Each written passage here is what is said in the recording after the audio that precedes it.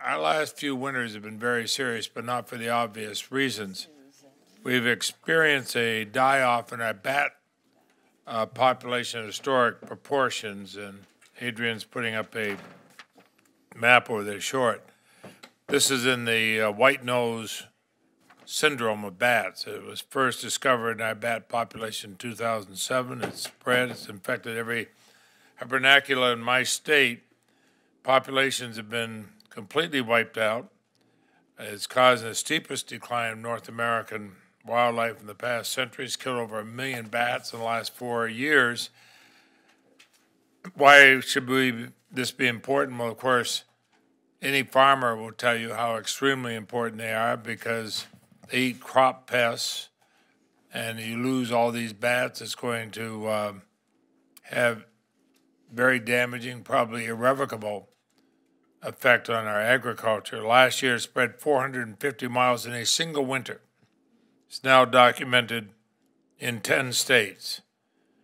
Biologists feel it's soon going to reach the largest colonies of endangered Indiana, gray, and Virginia big-eared bats. It's found, as I mentioned, in a Tennessee cave just last month. These stories are horrendous. I have photographs which I'll leave for you, with you and your staff, for just how horrible it is. Significant investment is required to get this to work on this. You're going to have just a huge, probably hundreds of millions of dollars of damage in crops and otherwise if we don't get into this. It's so interrelated. Where are we on this issue, Mr. Secretary?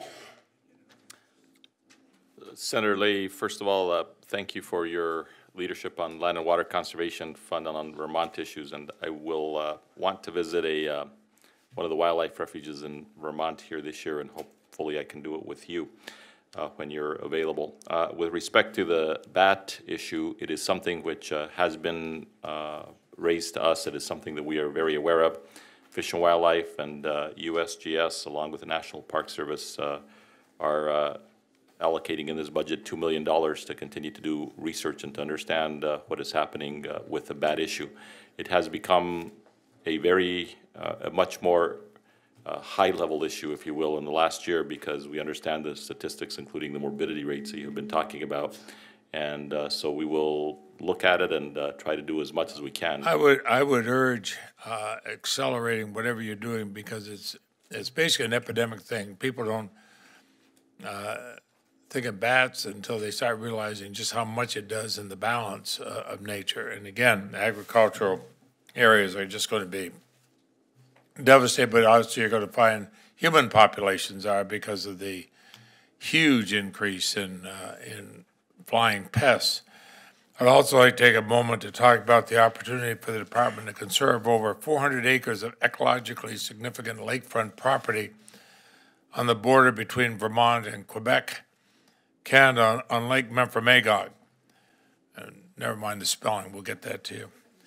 This land was bequeathed to the federal government at no cost. It's 400 acres, provided only the ownership transfers prior to September of this year. Otherwise, it's going to be given to a secondary beneficiary. It'll be subdivided and so forth. Now, you, the Northeast Regional Director, Marvin Moriarty, all the Fish and Wildlife staff been working hard to do this, but the clock is ticking. We have 6 months. I mean, it's free land. And one of the most beautiful areas between the United States and Canada by a very generous donor. Will you kind of nudge everybody keep moving? And my office will help any way you can because once that deadline comes, this is gone. Senator Leahy, we're days away from completing the process and days away from the decision, and we will get it done. Thank you very much. Listen, you know, we can joke about it, and I get kidded a little bit because of a couple of movies I've been in, but this thing is devastating. It's going to destroy. I mean, we're going to see our apple orchards disappear. We're going to see a lot of our crops, grain crops disappear if we don't. And it's just unbelievable how it's happened.